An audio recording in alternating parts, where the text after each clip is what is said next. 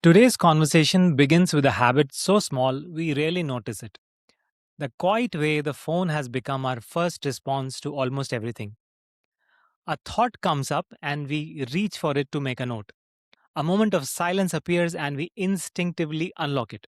It happens so quickly that most of us barely stop to question it. But beneath that habit lies a deeper question. Why does the mind keep reaching for that distraction, even when we know it may not be helping us? Why has stillness become so uncomfortable? And why does the next notification, the next small escape, often feels easier than simply sitting with what is? To explore that, I'm joined today by Dr. Anastasia Dedyukhina, digital well-being expert, founder of Consciously Digital, and the author of Homo Distractus. Her work explores the deeper relationship between technology and the mind, not just how our devices affect us, but why we are so drawn to them in the first place. In this conversation, we explore what lies beneath our digital habits, how attention gets fragmented, why silence has become uncomfortable, what distraction may be doing to our creativity and relationships, and what it means to stay human in a world where machines are becoming increasingly intelligent. Anastasia, thank you so much for taking the time to join me. Thank you so much for inviting me. I want to start with you, not the research. When did you first feel this isn't just usage anymore? What was changing in your mind, Anastasia? So the story dates back to 2014, which is already 12 years ago. I was working in London in a senior position for an advertising agency, and I was a client director, and my client was a major tech brand.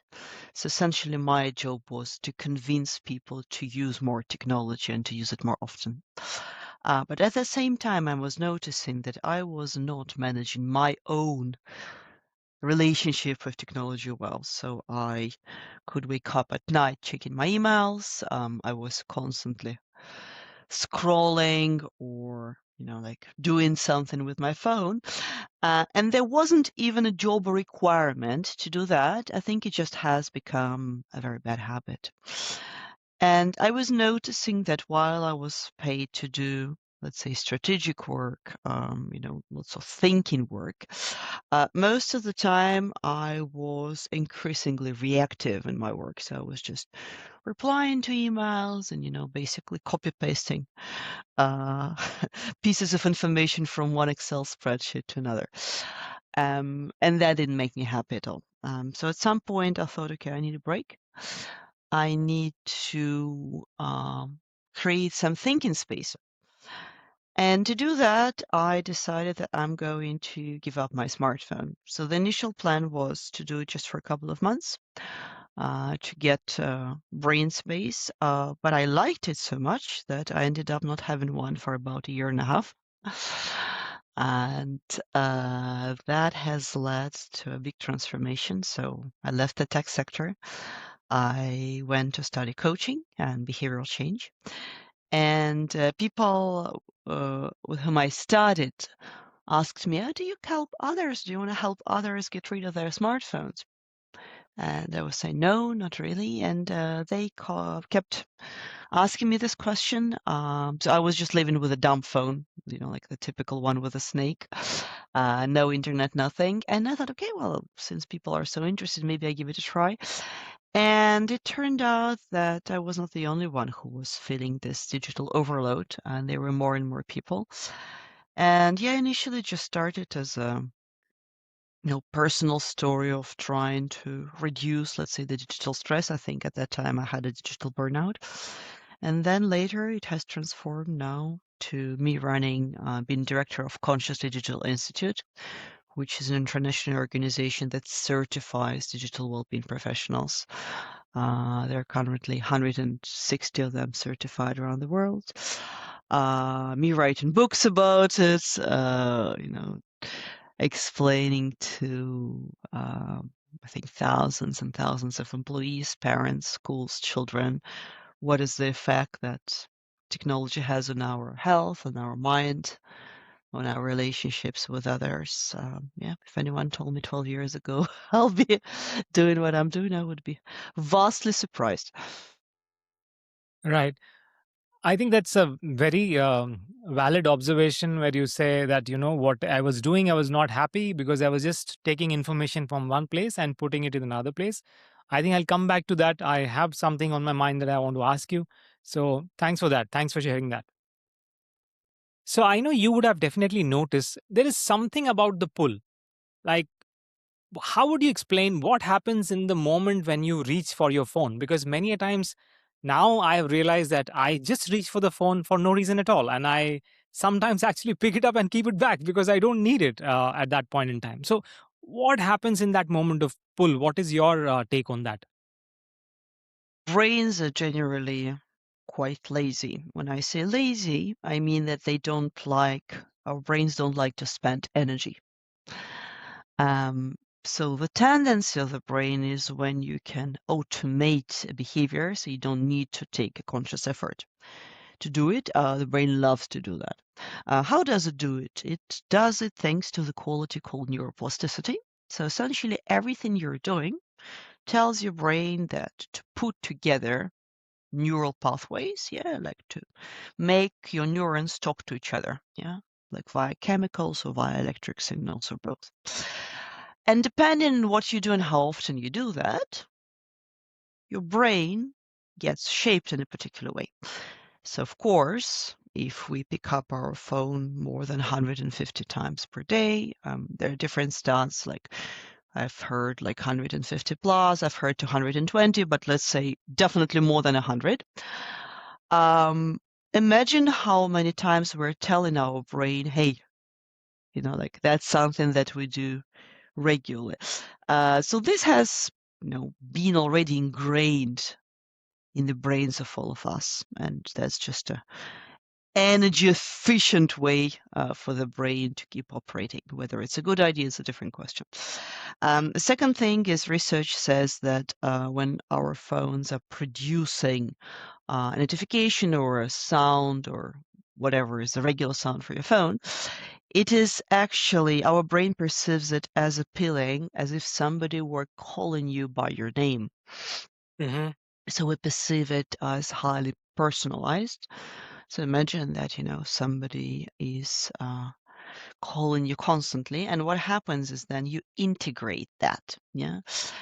So Gloria Mark, a researcher of interruptions and generally of attention in the digital age, says that these days we are interrupted between every 44 to 50 seconds. Imagine just doing something and getting interrupted by your digital device, your email notification or so, every 44 seconds. But half of these interruptions actually happen because we interrupt ourselves. Why? Because we have already taught our brain, as I explained, to think, oh, that's something important. Yeah. So first we get hooked on these notifications, and then we don't even need further reminders because we reach out to our phones. There is the whole theory around like dopamine rewards, whether this behavior is rewarding. But basically, it's not just dopamine. We have two reward systems in our brain, and dopamine is not about pleasure. Dopamine is a neurohormone that gets released when we're encountering novelty, when the reward is variable, when we don't know what's the expected outcome. So every time you have a notification, you don't really know, is that important, is that not important? So your brain gets hooked on dopamine. And dopamine basically tells you, hey, let's pay attention to this. This might be important. And it motivates you to go and do something. So it's not even a pleasure. It's like a motivation to go and get something that could be a reward, maybe not. Right. And we get hooked on this. The irony is that actually the real pleasure comes from our second pleasure system. And so the dopamine one In simplified words, I call it I want system. But the real pleasure comes from I like system, and that's the system that produces your natural body opioids, like, for example, endorphins. That's the happiness hormones Yeah. that you have when you're laughing or when you're exercising, like the runner's high. Or, for example, from your um, bonding with real people, and this will be oxytocin from relationships with people who you trust, who love you, who you love, that make you feel valued and appreciated. So this is actually a more sustained pleasure, but that's not something that our devices encourage us to do. So while we're trying to search for pleasure, because ultimately that's, the hope that we all try to fulfill to get some pleasure from our devices, actually the real way to get the pleasure is to get the pleasure from this I like system, from endorphins, from uh, or from connections with other people from oxytocin. But we're getting hooked on the system Different. that tries to motivate us just to keep wanting, maybe even without getting the pleasure. I wanted to ask you, even when we know it doesn't change much, what keeps us stuck in the loop? Like we keep picking up the phone, we keep it back, but again we pick it up. I know you talked about the reward system, but why are we stuck so badly? Is it just the reward system or is there anything else to it as well? Good question. Let me ask you a question in return. Even when people know that it's good to go to the gym or exercise, everyone knows this, Yeah. right? Everyone knows it's not good to smoke. Yeah, yeah, They even write it on the cigarette packs. People still do that. Why? yeah. Yeah, yeah, Knowing, unfortunately, does not equal action. Yeah, because it's actually different systems, two different systems. Knowing is about your prefrontal cortex. Yeah, and this is also where your controlling mechanisms live. So prefrontal cortex is located around this part of the head, of the brain, and that is a very human part of the brain. That's the part of the brain that was the latest one to develop, and unfortunately, it also gets disabled very quickly when we're tired. When we are talking about us reaching out to our smartphones and so on, very often it's not a conscious choice, and therefore it's not driven by the prefrontal cortex. It's driven by the limbic system that doesn't understand any long-term plans. It only understands here and now. It understands, we're getting the reward here and now, or something is urgent here and now. And our brain has evolved to live in the world where anything that is outside of the ordinary might be a threat or an opportunity. Therefore, it's urgent. Therefore, you need to react to it. There is a crocodile. You don't have time to think, oh, is it dangerous or not? You have to run, right? You encounter food. Yeah. You have to jump on it because it's a rare thing, it's yeah, not something that yeah. we have now in the supermarkets. Encountering good fruit could take hours and hours when our ancestors were evolving. So basically we have a very ancient brain, in the modern world, and we're still trying to operate, like it is still trying to operate as if it were living in the ancient world, where there weren't so many stimuli. So what happens right now is we have to control ourselves much more, right? So we have to engage the prefrontal cortex to control ourselves to resist all the stimuli. And it's not just digital stimuli, right? There are so many more. Um, Food, sugary food, Yeah, like yeah. entertainment, I don't know, bright lights, so many opportunities, which basically means that by the end of the day, and generally when we don't take enough rest, our prefrontal cortex gets energetically depleted. We get tired. And just the self-control mechanisms might not be working so well. Yeah. And then the limbic system overrides, yeah, our prefrontal cortex, and we give in to what we think is a pleasure. I'll give you a very simple example. Let's say that I'm trying to lose weight and I know I should not be eating chocolate. But somehow it ended up in my house. And as I'm talking to you, let's say I don't, but let's imagine I have chocolate just next to me. No? So my prefrontal cortex would be resistant and say, no, no, Anastasia, you can't have it because A, it's unprofessional to be eating chocolate while you're talking to somebody. Second, it's not good for you. Summer is coming, like you want to get prepared for the beach. So at some point it will override. But the more I talk to you, like when I need to do work, and then by the end of the day, if the chocolate is here, yeah, my limbic system will be telling, hey, let's have it, because it's an immediate reward. We want Right. sugar. Sugar gives fuel to your brain. So basically, at the end of the day, I will probably not be able to resist anymore. So the short answer to your question is that we have too many temptations and our control mechanisms are weakened. Right. Yeah, I mean, I ask that question quite times to myself when I'm taking these workshops. Like, why don't people go to the gym, and why do they avoid? Even if they know that cigarettes are not good, they still smoke. So I think what my take on that is that going to the gym is hard, right? That's gratification for later. It's not easy. And what you said earlier also, the brain likes things which are easy, right? So easy is to pick up a chocolate and eat it. And you're tired, and I totally get it. When I am tired, I behave in a very different way. But when my awareness is high, when I'm relaxed, when I'm calm, I talk better, I show up better, I conduct myself in a very different manner. So yeah, makes sense. What you said kind of resonated with me in terms of why we are moving towards our phones. It's easy to pick up the phone to get distracted, but I'm also wondering, as if we are not moving towards the phone but away from something, is it something that we are avoiding? It's a great question, and I'm really glad you asked it because the main narrative in the media that no, it's the horrible Silicon Valley companies, right, that make you addicted. And I want to be very clear about that. They do play part. Yeah, of course, they use addictive design patterns.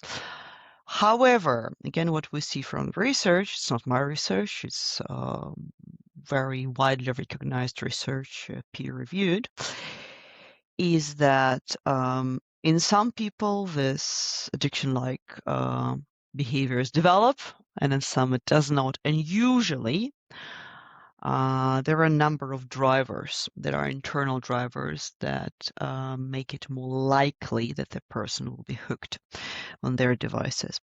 So one is, very importantly, inability to self-regulate and cope with difficult feelings.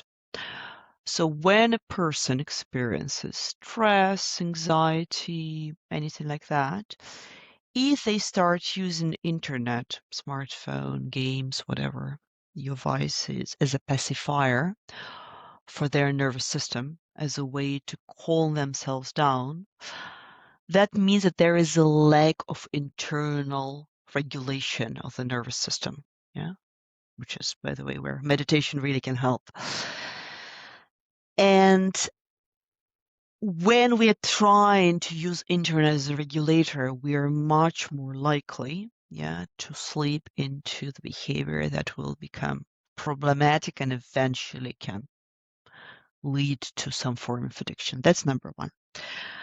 Second factor that we see is a very important one driving these unhealthy behaviors is when the person is trying to meet a need and they're choosing internet or like smartphone or let's say digital device as a way to meet it. For example, if you look at the fear of missing out, yeah, when the person is constantly like browsing for social media or like news, can't really stop doing this, even if it's damaging for them. The real need behind the fear of missing out is the need to belong, the need of belonging. Because we're deeply social creatures. Yeah, for us, for our ancient brain, and the brain is still very ancient by construction, being isolated, being ostracized, from the society means a life threat.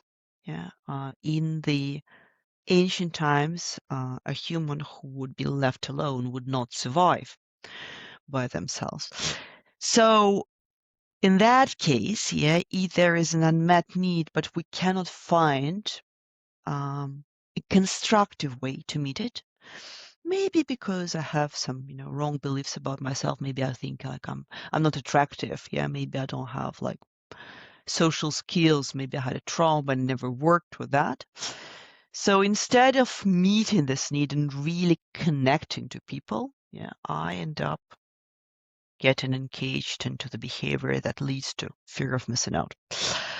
So usually these two factors, an unmet need or inability to self-regulate, are the leading causes for people getting engaged into unhealthy digital behaviors. So when you say that we're not able to self-regulate, but my understanding is also that if we are trying to self-regulate ourselves a lot, we are also using a lot of willpower at times, which can be very difficult to keep up. So do you have any thoughts on that? How do you, I mean, other than meditation, like how else can you regulate yourself if you're not using your willpower? I think it's two different questions you're asking here. One is how can you strengthen your willpower, and second one, how do you self-regulate?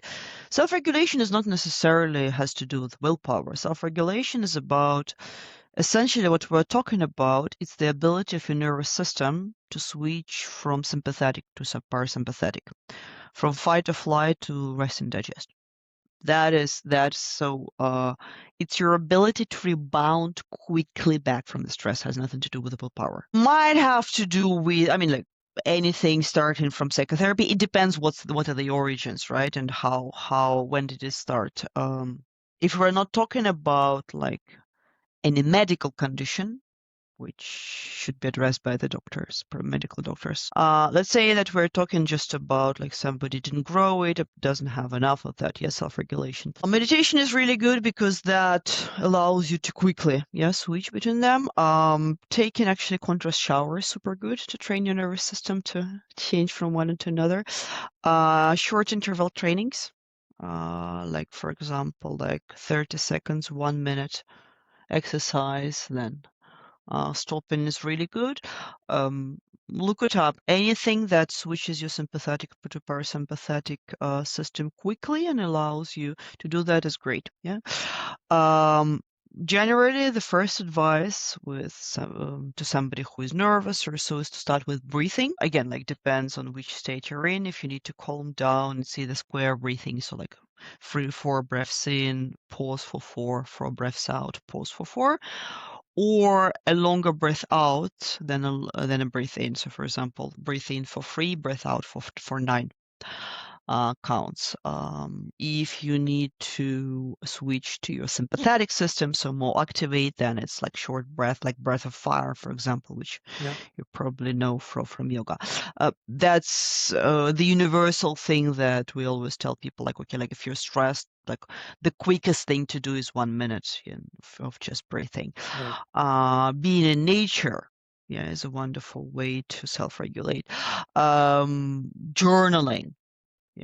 Again, like I'm talking about like assuming there is no trauma behind, because for trauma there would be different techniques. Generally, we're talking about like the ability, just what is self-regulation? It's the ability to be with your own feelings. Anything physical, right? Like shake, scream, I don't know, beat the cushion. Yeah. Any kind of physical activity is very, very good, because if you think about how animals react to stress after they had, I don't know, like let's say a rabbit has been or a deer has been attacked by a prey bird and managed to run away, they actually shake off the the stress, the accumulated static stress, and then their nervous system immediately gets back to the green zone, but we get stuck most of the time just in our yellow, red zones. Yeah. Keep the tension also because the world outside of us, the digital world, constantly keeps us in this stress. The second part of your question, how do you strengthen the willpower? Again, there are different schools. Some schools say that willpower is a limited resource. Some say it's not a limited resource. In principle, if you can resist certain things like that are on a smaller scales, or like, let's say, set up the goals and say, no, I'm going to focus right now on this. I don't know. I'm writing the book, so I'll take my example. I really want to check something else, but I'm going to write it down what I want to check. And actually, instead, I'm going to write now just for 10 minutes my book. I honor my willpower. Yeah, I tell myself that, hey, well done. Uh, and these quick wins, yeah, actually build it up. That is probably like one of the quickest ones. Also, you need to realize that when we are tired, then the willpower naturally gets depleted just because it's a very energy consuming resource. So my advice for people is not to use willpower to resist a temptation, but to use the willpower to arrange your environment so that there is no temptation to start with. In other words, if I'm trying to lose weight, the correct way to use the willpower will not to buy any chocolate, rather than buying chocolate, putting it next to me, and then trying to use the willpower not to eat it. Yeah, that's not going to work. And that's exactly what we know from the research about people who have the strongest willpower. They don't try to use it to resist a temptation. They use it to arrange the environment to minimize these temptations. Same thing for your phone, right? If you know that you naturally check it first thing in the morning when you wake up and you don't want to do this anymore, leave it to charge in the other room, right? Don't wake up with an idea, no, I have now to resist checking it. Just make it easier for yourself not to check it. Yeah, that reminded me of two things. One is that I totally agree with when you said that, either you go for a walk in the nature or you do some kind of a high intensity training. So I really like that line, and I've always seen it work. You're just one workout away from a good mood, right? So it really works. You do a good workout, you sweat it out, you go for a swim, especially the places where you don't have time to think, like in the pool. You have to swim, you have to focus on your breath. There is no time to think, and you come out, you're like energized, you're fresh, all the stress is gone, most of it. So that really resonated, the first part of it. The second one, when you said if you want to build a good habit, so what I started doing is I keep my phone in the drawer for 3 hours, and I'm fortunate enough to do that. Not everybody can do that. I keep it there, and what I've realized is earlier I used to have a lot of questions in my mind. And every time a question pops up, I'll open ChatGPT, I'll take the help of AI and get an answer. Now, what is happening? Two things. One, many a times I feel, do I need to ask this question? Number one, right? Is it really that important? Can it wait? Most of the times, that question can wait. And the other thing is, you generally get the answer by yourself within like a couple of hours if you can wait, right? So, what you said about willpower, how to build it or how to build a good habit around it, I totally get that, and resonates a lot with me. And there is one more thing, I think it's a great example that you gave. Very often, this questions is actually a way for the brain to avoid some other uncomfortable thing, which is in my case, for example, like I know that writing a book is very like cognitively demanding. So my brain comes up with hundred of important things I need to check right now with ChatGPT. Like what's the rate of my mortgage? Like, can I like, which they're even like sound plausibly important. So the way to do that is not like I would say like don't even resist it. Just write down like Yes. what you want to ask. Yes. And say yeah, that's fine. I'll ask like in Yeah. an hour. Yeah. And then, yeah, as you say, in an hour, you'll probably realize you didn't even need to. Oh, the brain is so smart, like it Yeah. always comes up with excuses. Yeah. Yeah. Anastasia, I've always found that when I'm working, I have opened like multiple tabs and I'm trying to do three to four things at one time. I just realized that that was not helping me. That's not how my brain functions. And I'm sure others are also struggling with it. It feels like our attention is constantly being pulled apart, sometimes to one thing and sometimes to the other. What is multitasking doing to the mind? Do you want to do a little exercise together? So we can illustrate everything. Great. So I'm going first to ask you to count out loud numbers from 1 to 10 as fast Mhm. as you can. Okay. Ready, steady, go. 1, 2, 3, 4, 5, 6, 7, 8, 9, 10. Great. Now we're going to do the same thing, but with the first 10 letters of the alphabet, yeah, from A to J. Ready, steady, go. A, A, B, B, C, D, C, D, E, F, E, F, G. G, H, I, J. J, yes. And now I'm going to ask you to combine them both. So first number, first letter, second number, second letter, until 10 as fast as you can. Ready, steady, go.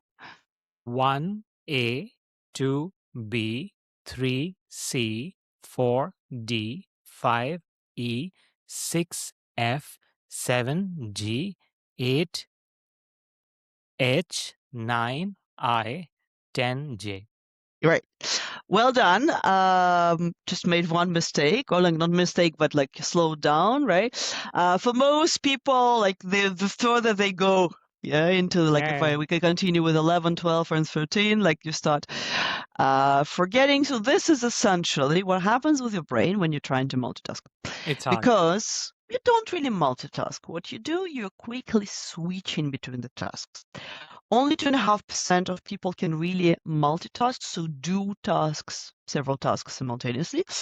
Everyone else rapidly switches, or not so rapidly, between the tasks. And what's the cost of that? Yeah. So if people who are listening to this podcast try it themselves, you will notice that you get tired just after you even count until 10, right? You slow down, you probably are more likely to make mistakes, and your brain generally makes more effort. Yeah, that is the real cost of multitasking or task switching. Yeah, especially when we're interrupted. Like if I interrupted you with a question when you were counting your numbers and figures, you will definitely forget. Yeah, what Yeah. was happening. So every time you're switching between one to tab to another, you're essentially making your brain work double. I was thinking of, factory shop floors and assembly lines.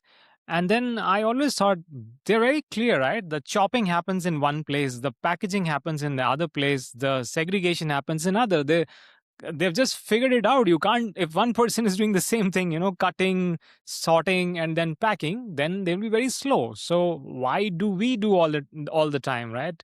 We're looking at multiple tabs and looking at our phones. I don't know what's going on with our minds there. It's very rewarding. Multitasking is rewarding because it's a novelty element. Yeah, there is something new, and like you feel that you're being productive while actually you're not. And also the digital world is created to make us multitask, right? So the tabs or the notifications, even just having our smartphone next to us essentially is making your brain multitask.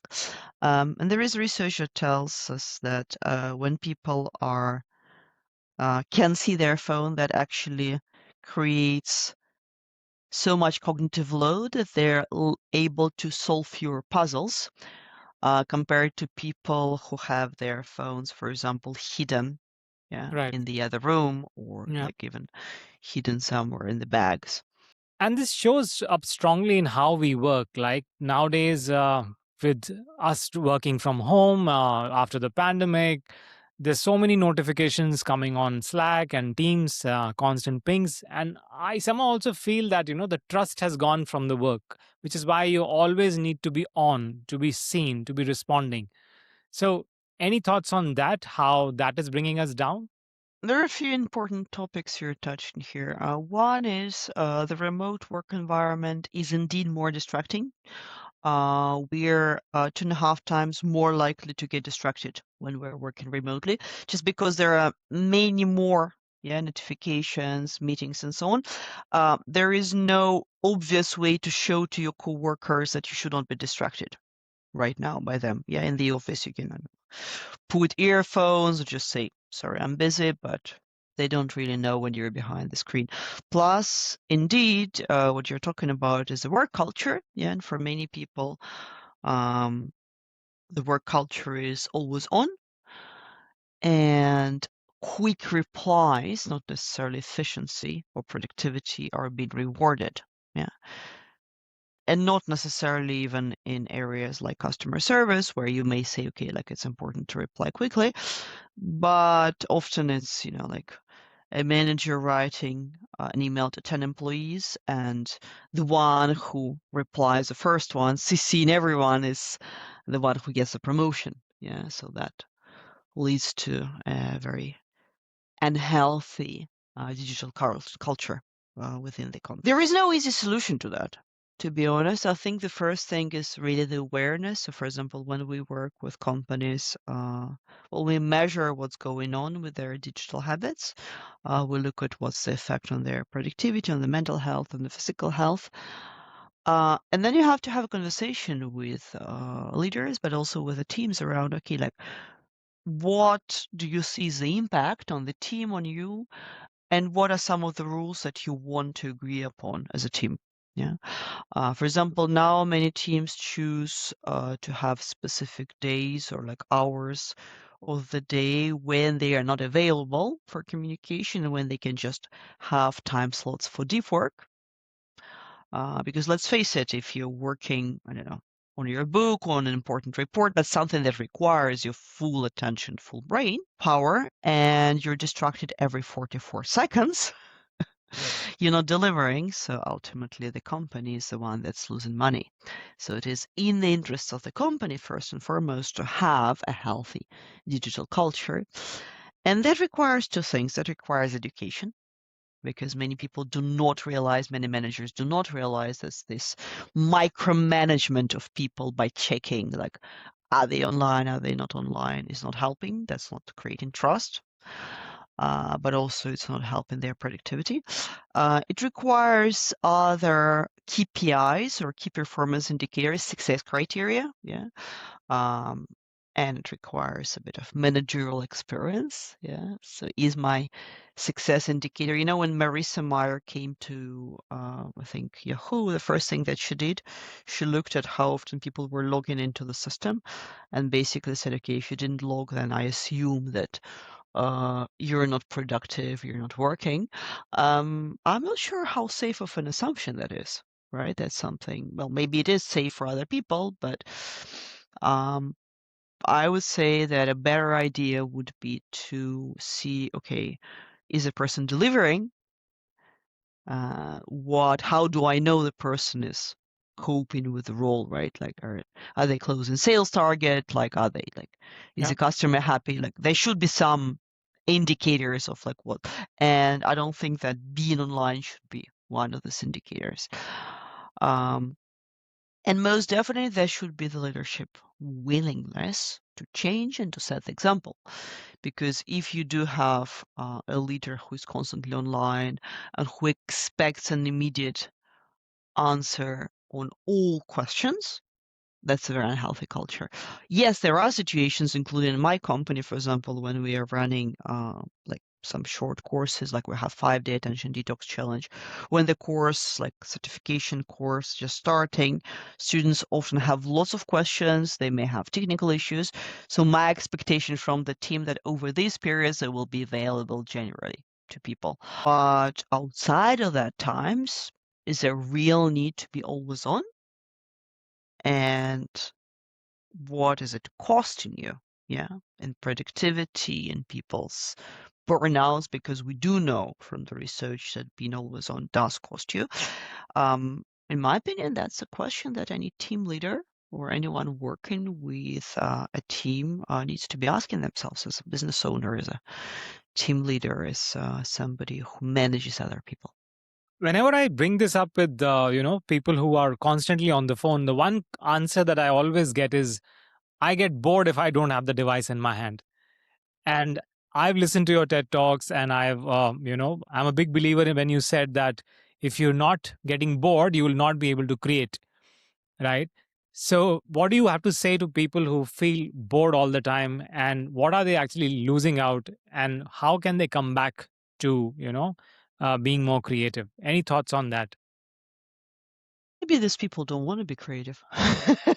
Maybe they want to be entertained, right? Like, not everyone needs to be creative.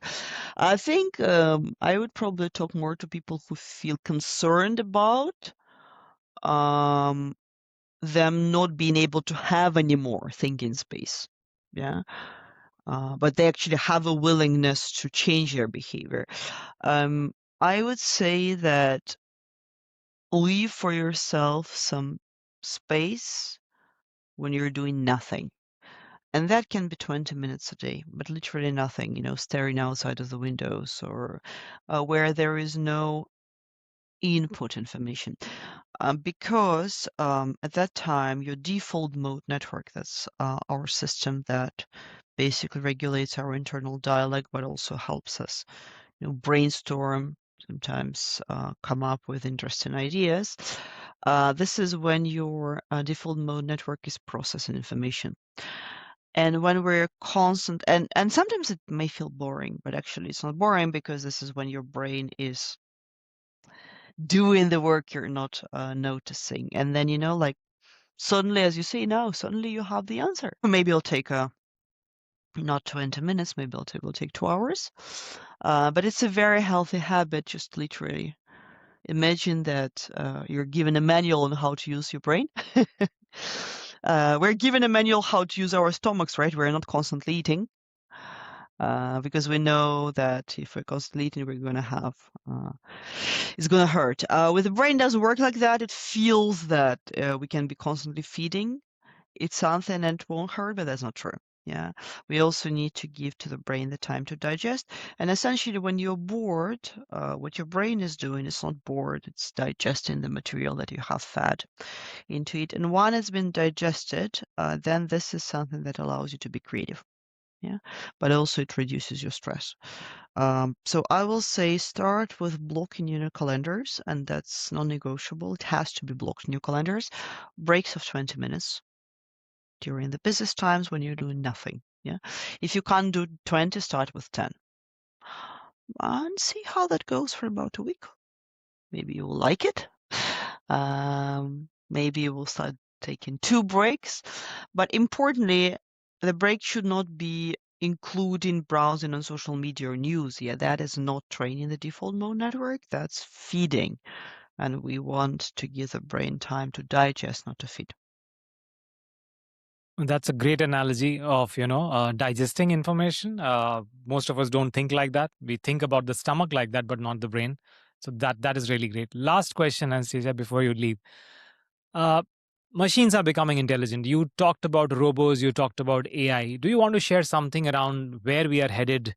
And if we don't take that leap now, if we don't stop feeding our minds with unnecessary information, or rather giving information to the bots, where are we headed, and what should we do? You're asking me how to save the humanity in one sentence in 30 seconds. So, um, so we're living right now one of the biggest transformations in the history of humanity, comparable or probably greater than the invention of fire. The main problem that I see is that we are outsourcing our human capabilities to the machines.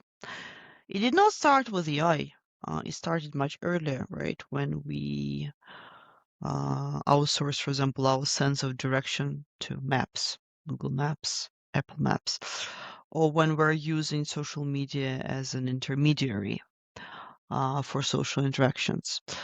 Right now with AI, we're outsourcing our cognitive abilities, right? We don't want to process information. Nobody wants to read an article these days, right? You just put it into AI and you say, okay, summarize this for me.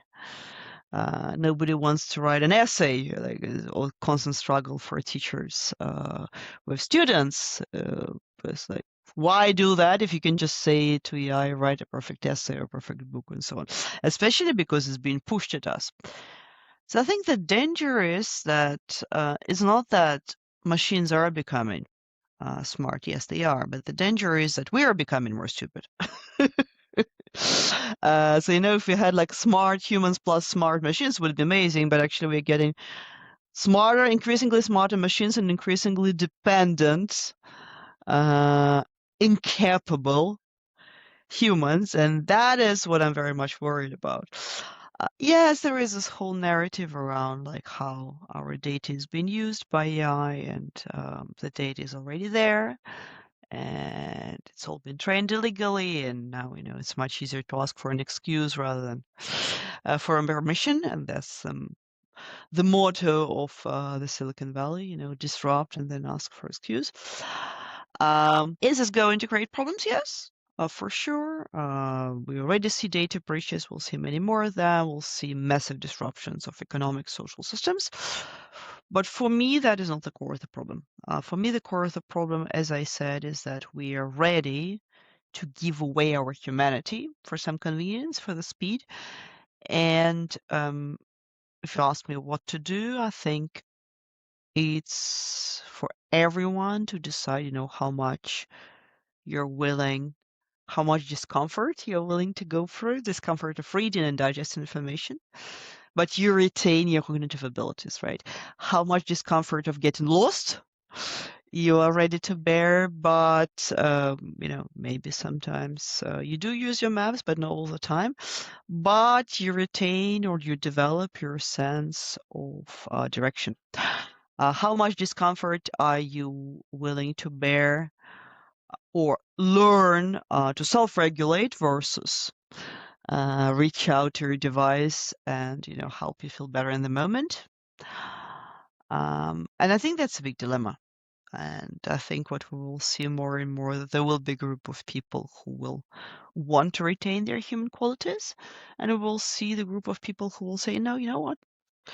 I don't want. I want, like machines to be doing everything for me, to tell me what to do and not to do. I don't want to have the freedom of choice. But I think that's where we're heading, and that's the choices that we are already making without realizing we're making these choices.